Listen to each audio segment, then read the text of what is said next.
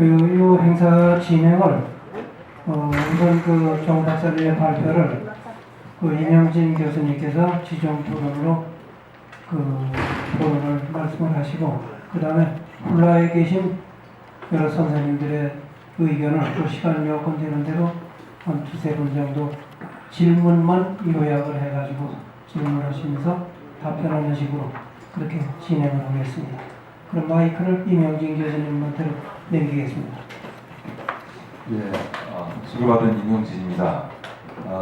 정성정 박사님 역시 우리나라 최고의 남북문제 전문가답게 아주 예리한 분석과 함께 새로운 정부의 통일 방안 또는 정책에 대해서 아주 훌륭한 제언을 해주셨어요. 하나같이 다 저는 정말 딱 지금 정부가 귀담아들어야 된다. 근데 실질적으로 지금 반영된 것도 있네요, 이미. 그러니까 이만큼 우리 뛰어나게 정책적 감각도 있다는 것을 정 박사님이 확인시켜주신 게 아닌가 싶습니다. 하여간 좋은 말씀 잘 들었습니다. 특별히 정 박사님이 제언하신 거 새로운 정부가 이런 거 정도는 추구해야 되지 않느냐라고 하면서 하셨던 몇 가지들 아주 다들 주옥 같은 얘기들이라는 생각을 안 할 수가 없습니다.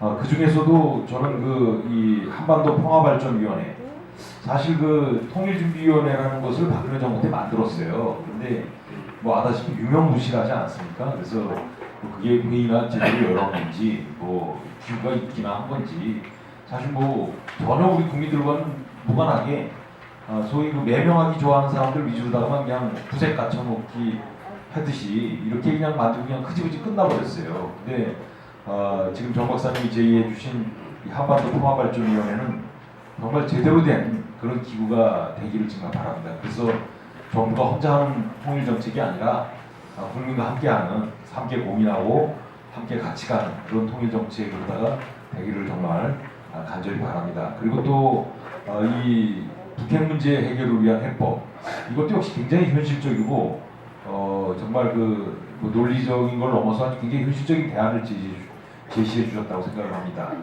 사실 모든 정권마다 북한 핵 문제를 놓고는 자기 정권 내에서 다 해결할 수 있다.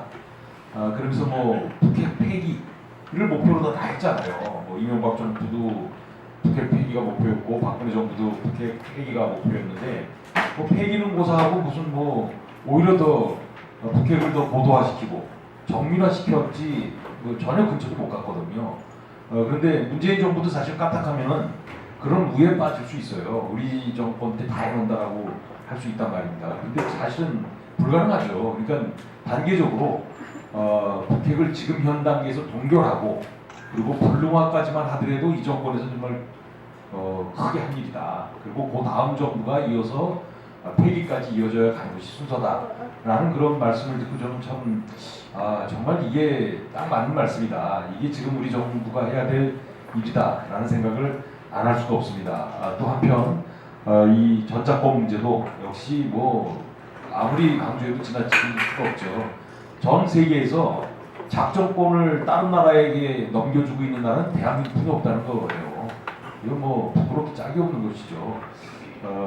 물론 군대에 있는 사람들 얘기에 의하면 우리나라의 전자권 너무 큰일 난다, 능력이 없다라고 지레 겁들 먹고 그러는데 그건 서로 우리가 능력이 없다 하더라도 우리가 가지고 있어야지 다른 나라에 맡겨준다는 게 말이 안 되거든요. 더군다나 지금 박근혜 정부 때에서는 그건 거의 영구화 넘겨주다시피 했잖아요. 기한도 없이 지금 넘겨줬다시피 하거든요. 근데 이걸 이제 문재인 정부는 다시 되찾아와야죠. 지금 문재인 정부 임기 내에 되찾아오겠다는 목표는 설정한 것 같아요. 하여간 이런 얘기도 그렇고 아주 진짜 적절한 얘기들 딱 맞고 다 동감하지 않을 수가 없습니다. 사실은 시간이 더 있고 그러면 더 말씀도 듣고 이러고 싶고 또 묻고 싶은 것도 많고 그러지만 시간도 그렇고 또 기왕 모셨으니까 몇 가지 정도만 주요한 몇 가지만 질문하는 걸로 해서 정 박사님의 고견을 좀 더 듣고자 합니다. 한 세 가지 정도만 질문하려고 해요. 첫 번째는 지금 현재 가장 우리 한국 내에서 가장 문제가 되고 있는 사드 문제입니다. 사드, 이른바 이 사드를 지금 성주에다가 설치를 했는데 원래 사드 포대가 엑스밴드 레이더와 함께 포대가 6대가 있는 거 아닙니까? 그런데 처음에 성주에 들어올 때 이제 2대만 들어왔다. 그래서 4대는 포대 4대는 지금 미국에 있다라고 알려져 있는데 이게 이제 비밀리에 들어왔다는 게 드러난 거 아닙니까? 그래서 미국하고는 협상을 해서 들어와 놓고 정작 우리나라의 군 통수권자인 대통령에게는 보고하지도 않은 이런 참 엄청난 정말 이거는 뭐 국기문란이라고 해야 되나? 이거 정말 말도 안 되는 거죠. 정말 대한민국 국방부가 우리나라 거야, 아니면 미국 거야? 이 정말 어처구니가 없는 거예요. 그런데 이 사드의 이제 이런 절차적 문제는 차치하고라도 과연 사드를 설치하는 것이 옳으냐는 여전히 지금 많은 논쟁이 되고 있어요. 당장 중국의 반발은 뭐 우리가 지금 피해를 보고 있는 거고 그 피해를 보더라도 우리가 사드를 설치해야 된다. 북핵 대비를 하기 위해서 설치해야 된다라고 하는데 과연 그런 논리가 성립이 되는지도 한번 고민을 해볼 필요가 있다. 분명한 사실은 사드가 설치되고 막 이러는 상황에서 북한이 미사일을 계속 쏘고 있다는 거예요. 지금 새 정부 들어서도 미사일 계속 쏘고 있어요. 그러니까 북한이 생각하는 것은 남쪽 니네 빨리 사드 설치하라. 우리가 계속 미사일 쏘니까 설치하라라는 것 같아. 그런 생각이 들지 않습니까? 이거 뭐 북한이 원하는 게 사드 설치하라는 것 같아. 그러면 왜 북한이 사드를 남쪽에 설치하라고 애를 쓸까? 왜 그런 암묵적 그런 이 동조를 하고 있을까? 저는요, 이 사드가 남쪽에 설치되면 여하튼 사드는 뭐 누가 뭐래도 북한을 경계하기 위함보다는 중국과 러시아를 경계하기 위함으로는 뭐 이미 언론지상을 통해서 다 밝혀진 거 아닙니까?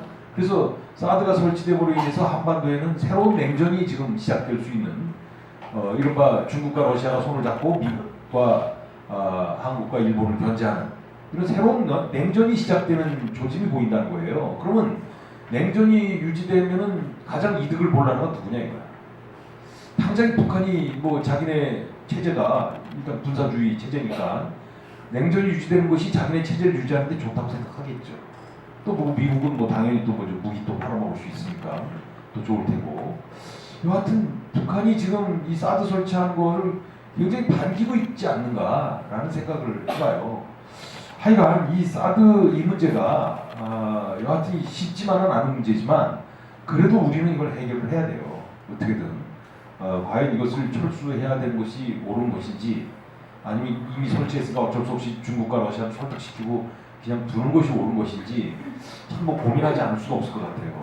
여기에 대해서 우리 정 박사님은 어떻게 생각하고 계시는지 사드 문제를 앞으로 어떻게 풀어가는 것이 한반도 평화와 나중에 이어져야 될 이 통일까지 어떻게 해결하는 것이 좋을지, 그리고 또 동북아에서 이런 분쟁 지역이 되고 있는 한반도에서 사드가 과연 이 분쟁의 핵심이 되고 있는 이 문제를 이대로 두는 것이 좋은지, 하여간 이 문제에 대해서 한번 정 박사님의 견해를 한번 듣고 싶습니다. 그리고 두 번째는요, 역시 이제 우려되는 것은 지금은 현재는 문재인 정부의 인기가 대단히 높아요. 뭐 오늘도 어제인가요? 오늘도 뭐 84점 몇 프로까지 지지율이 나오더라고요. 굉장히 높아요. 그래서 아직까지는 드러나고 있지 않지만 아마 조만간에 이 대북 문제를 놓고 대북 정책이 본격화되면 남남 갈등이 이어질 것이라고 예상할 수 있습니다. 왜냐하면 그동안 너무나 오랜 기간 동안 우리는 북한에다가 뭐 지원하면 이게 폭죽이다 라는 그런 논리에 얼마나 오랜 기간 소외당했습니다.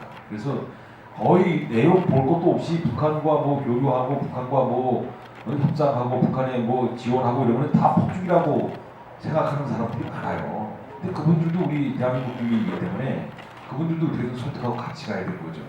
그러니까 분명한 사실은 지금까지는 아직 드러나지 않지만 조만간에 문재인 정부의 대북 이른바 유화책이 뭐 문재인 정부는 뭐 과거처럼 박근혜 정부나 이명박 정부처럼 뭐 강경 일변도로 나가지는 않을 거 아니에요. 강경도 아니죠. 그건 뭐 그냥 아무것도 안 하는 거니까. 아무것도 안 하고 그냥 기다린다라는 거이기 때문에 그건 강경도 아니고 아무것도 안 하는 건데 여하튼 그게 좋다고 생각했던 사람들이 꽤 있잖아요. 그런데 문재인 정부는 그들 9년간의 그 이전 정부와는 달리 분명히 이제 대화 유화책으로 나갈 거예요. 그럼 여기에 대해서 이제 반발이 나올 것이다. 당장에 지금 뭐 민간단체들 지금 대북 접촉이 지금 승인되고 있지 않습니까? 우리 천도교단도 지금 뭐 접촉을 해서 승인된 걸로 알고 있어요. 하여간 이런 식으로다가 대북 접촉이 늘어나기 시작하고 이러면 이제 틀림없이 그런 문제가 불거질 것이다. 그러면 과거의 경험에 비춰서 남남 갈등이 극복 없이 이 대북 접촉을 계속하는 것은 바람직하지 않거든요. 그러면 남남 갈등을 극복할 수 있는, 그걸 해결할 수 있는 방법이 과연 뭐가 있을까? 이거 사실 굉장히 어려운 문제입니다. 그러나 이 문제에 대해서도 가장 고민을 많이 하신 정 박사님께서 좀 한마디 해줄 수 있지 않으실까 싶어서 그것도 좀 한번 부탁을 좀 드려보고요. 마지막으로는 동학민족 통일회죠. 동학민족 통일회는 뭐 아다시피 아까 이제 시작하기 전에 우리 손은 사무총장님께서 동학민족 통일회 소개를 쭉 해주셨습니다만은 천도교의 전이단체이자 대북 창구입니다. 그리고 이 동학민족 통일회는 북한의 그 창구를 가지고 있는 거의 상시적 창구를 가지고 있는 대화 창구를 가지고 있는 거의 남쪽의 유일한 기구다라고 봐도 무방할 정도로다가 대북 접촉을 할 수 있는 그 유리한 이점을 많이 갖고 있는 그런 그 단체입니다. 이를테면 북한의 이 천도교 총우당이라는 정당은 남쪽의 이 동학민족 통일회와 유일한 창구예요. 뭐 그 위성으로다가 해서 몇 가지 단체를 만들어서 접촉하는 기구이 있지만 적어도 북한의 천도교 총우당이라는 정당과 남쪽의 동학민족 통일회라는 단체는 이건 유일할 정도로 대북 접촉을 할 수 있는 그런 기구다.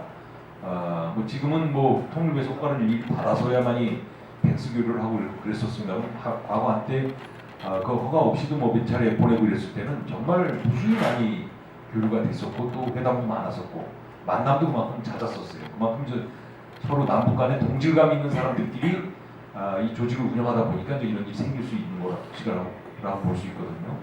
자, 여하튼 대북 정책에 있어서 변화된 문재인 정부가 이제 분명히 대북 정책을 지금 변화시키고 있지 않습니까? 이럴 때 과연 동학민족 통일회가 어떤 이른바 스탠스라고 해야 되나요? 어떤 행보를 취하는 것이 이 남북 유화시키는데, 소위 남북 화해시키는데 기여할 수 있을 것이냐? 한번 제3자적 입장에서 객관적으로 한번 좀 조언을 좀 해주십사 부탁을 드립니다. 네, 이상입니다.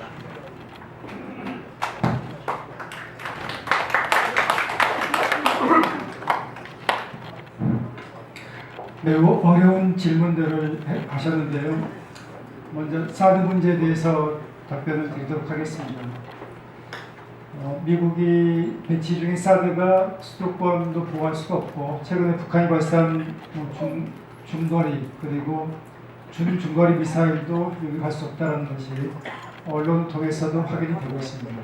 물론 이것이 없는 것보다는 이제 있는 것이 낫겠지만 그러나 이제 사드 배치를 통해서 우리가 이제 감당해야 되는 그런 경제 손실이 워낙 크기 때문에 전반적으로 보면은 우리에게 이제 득보다 실이 훨씬 더 많다고 할 수가 있습니다. 그러니까 중국과의 관계가 악화되면 무슨 일이 생기느냐. 그러니까 우리가 뭐 경제적으로도 이제 많은 손실을 당하지만 과거 6.25 전쟁 때 그때 이제 뭐 우리가 이제 한반도 통일할 수도 있었지만 중국군이 개입을 해가지고 한반도가 다시 재분단되지 않았습니까? 그러니까 통일 과정에서 중국의 협조는 그 중요성에 대해서 아무리 강조해도 지나치지 않을 겁니다. 그래서 이제 중국을 적으로 만드는 것이 우리에게 결코 도움이 되지 않고 안보적으로 도움이 되지 않고 경제적으로 도움이 되지 않고 그래서 사드 문제와 관련해서는 한국과 미국, 중국 간의 타협이 경주 필요하다고 할 수가 있어요. 그래서 현 정부가 취할 수 있는 방법을 한 4가지 정도 저는 생각을 해봤습니다. 그러니까 이 문제를 가지고 한국 정부가 미국 그리고 중국과 접촉을 해서 이제 타협점을 찾아내야 될 텐데 첫 번째는 지금 정부가 하고 있는 것처럼 사드 배치 과정상의 문제점들 이제 그런 문제점들을 재검토하고 그리고 이제 환경 평가 그런 과정을 거쳐서 일단 일정하게 좀 시간을 볼 필요가 있습니다. 왜냐하면 아직 국방부 장관도 임명이 안 되고 외교부 장관도 임명이 안 되고 그런 상황에서 우리가 사드 문제에 대해서 어떤 입장을 명확하게 가지고 나가는 것도 현실적으로 어렵고 그래서 일단은 과거의 배치 결정 과정이 많은 문제점이 있었기 때문에 그것부터 검토할 필요가 있습니다. 일본만 하더라도 엑스밴드 레이를 설치하기 전에 공청회를 10번 넘게 개최한 걸로 알고 있습니다. 근데 우리는 그런 식의 공청회를 한 번도 개최하지 않았죠. 그러니까 그리고 이제 과거의 입장에서 갑자기 바꿔서 사드 배치를 하게 된 그런 과정에도 여러 의문이 제기되고 있고, 그래서 이제 사드 배치 결정 과정에 대한 재검토를 거쳐서 그 다음에는 미중 정상회담을 통해서 미중이 타협을 하게끔 하는 겁니다. 그러니까 미국이 정말 사드 배치가 필요하다고 생각되면은 중국을 설득하라. 지금 이제 중국은 사드 배치를 못 받아들이겠다는 거 아닙니까? 이걸 가지고 이제 중국의 핵미사일을 탐지하겠다는 건데, 뭐 미국은 그거 아니다, 그거 오해다라고 얘기를 하지만은 믿지 못하니까 그 신뢰 문제를 둘이 타협하게끔 공을 그쪽에 넘기는 방안입니다. 그래서 이제 그런 방안을 하나 생각해 볼 수 있겠고, 또 하나 둘째 방안은 미국의 사드를 이제 우리가 구입을 해서 운영하는 방안입니다.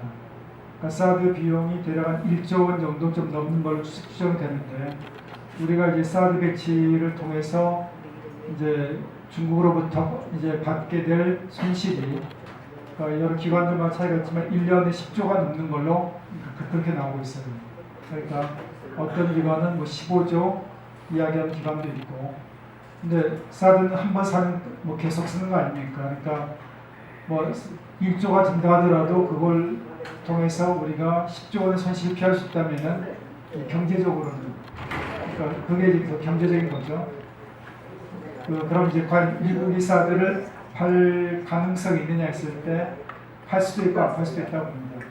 이제 트럼프 같은 경우에 뭐 사드 배치를 하면서 그 비용을 미국 전적으로 부담하는 것에 대해서 이제 부정적인 태도를 보였죠. 그러니까 만약 그 우리가 사겠다고 하면은 우리한테 팔고 미국 새로 또 하나 만들면 되는 거 아닙니까? 그 미국한테 경제적으로 이득이죠. 다만 이제 미국이 이게 최첨단 무기다 보니까 이걸 과연 한국에 팔 수 있느냐라는 의문도 있습니다. 그러니까 이런 문제는 이제 뭐 미국하고도 한번 논의를 해볼 문제죠. 정상회담에서 논의를 해볼 문제고, 세 번째는 이제 미국이 사드 배치를 작년에 강행한 게 북한의 핵과 미사일 능력이 급속도로 고도화되고 있다는 판단 때문이기 때문에 우리가 남북 정상회담을 통해서 북한의 핵실험 중단, 그리고 중장거리 미사일 시험 발사 중단을 이끌어낸다고 하면은 북한 핵과 미사일 위협이 그만큼 상당히 줄어드는 거 아닙니까?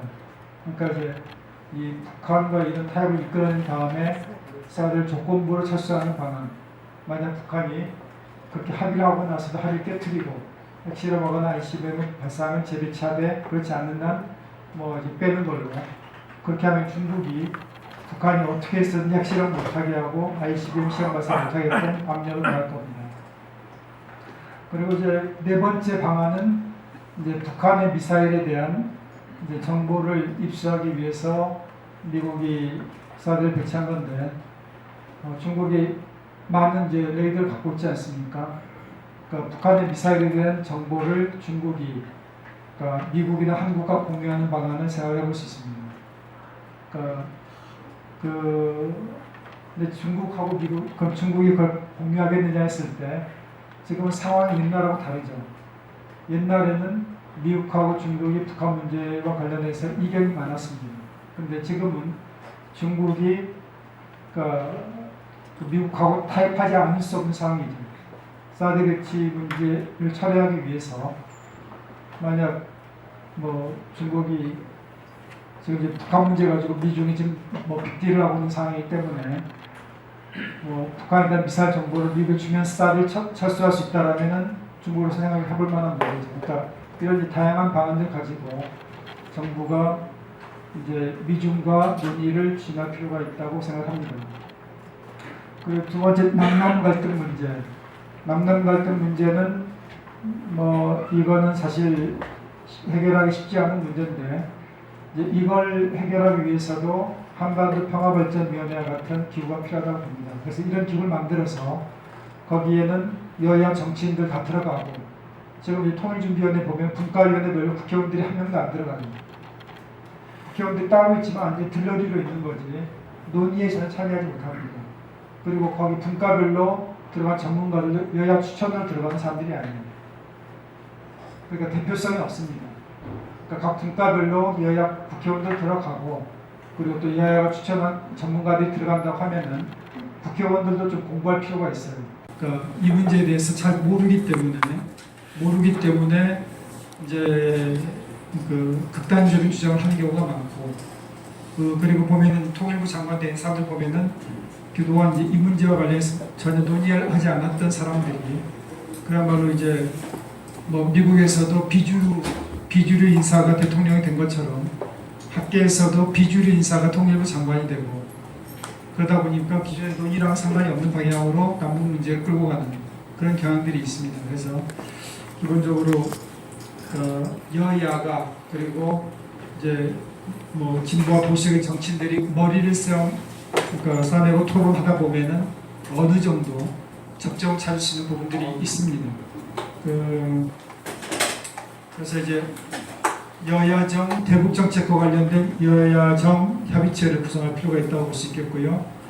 뭐 동민회의 역할은 이제 앞으로 좀 더 활성화될 필요가 있지 않는가 생각합니다. 그러니까 오늘과 같은 시민 강좌라든가 이런 것들을 보다도 활성화해서 뭐 평화통일 아카데미 같은 것들을 이제 계속 개최하고, 또 그런 이제 아카데미에 특히 통일 문제에 대해서 무관심한 청년들이 많이 참여할 수 있도록 이제 청년들의 참여를 좀 유도하는 방안. 그러니까 여기에 이제 회원들뿐만 아니라 각 대학생들 대상으로 뭐 참여를 유지하는 방안이라든가 그런 것들도 생각해 볼 수 있겠고요. 그리고 뭐 이런 이제 공간뿐만 아니라 요즘은 온라인도 많이 이용을 하죠. 그래서 이런 이제 통일 아카데미 같은 것들을 아까도 이제 말씀하신 대로 뭐 유튜브라든가 이제 그런 걸 통해서 이제 좀 올려놓고 이제 그러면은 이제 청년들이라든가 일반 시민들도 많이 보거든요. 올 수 없는 분들이 이제 그렇게 해서 여기서 이제 이루어지는 통일에 대한 논의들을 좀 범국민적으로 확산시킬 필요가 있지 않는가 그렇게 생각을 합니다. 그리고 그동안 이제 북한에 대해서 이명박 박근혜 정부 시기에 워낙 실상을 왜곡했기 때문에 많은 국민들이 잘못된 지식을 갖고 있습니다. 잘못된 이제 뭐 통계 수치를 제공을 했고, 약간 한국은행 같은 경우에 뭐 김정은 정권 집권 이후에 북한이 매년 1% 정도 성장을 했다라고 얘기를 하지만은 북한 경제 전문가들은 이제 그런 주장에 대해서 그 통계에 대해서 믿지 않습니다. 북한이 최소한 뭐 3%나 5% 정도 경제 성장했다라고 보고, 제가 국경 지역을 가면서 방문하면서 북한 지역을 봐도 김정은 집권이 확실히 달라지고 옷차림도 달라지고 자전거 뭐도 많이 늘어나고 그 이전과 달라졌다는 게 좀 느낄 수가 있어요. 근데 이제 그 한국은행 같은 데서는 대북 제재를 정당화하기 위해서 잘못된 정보를 계속 전달하는 거죠. 그래서 한국은행에 이제 종사하는 거기 일하는 사람들 사석에서 그걸 믿지 말라고 얘기를 해요. 그러니까 우리가 그동안 이제 알고 있던 세뇌받아왔던 그러니까 잘못된 정보들을 우리가 이제 극복하는 그런 과정들, 북한의 실상을 이제 이해하는 그런 과정들이 좀 필요하고요. 그리고 또 북한과의 이제 어떤 교류 협력을 통해서 북한이 보다 더 이제 접촉에 나오게끔 하는 게 필요한데, 우리가 방북하는 것도 필요하고, 또 이제 북한의 천도교 단체들도 있지 않습니까? 그 단체 회원들도 또 이제 한국을 방문해서 상호에게 교차하는 데 그래서 오늘 토론회에서 우리가 접근될 수 있는 것은 어떤 정치적 진리 하나를 소유하는 것이 아니라 끊임없이 탐구하는 데는, 그러면서 지금 질문과 답변을 주셨는데 대략 한 10분 정도 계획된 시간이 남았습니다. 그래서 플로에 계신 선생님 한 2분 정도 질문을 해주시고 답변하고 그 시간 내에 끝나도록 하겠습니다.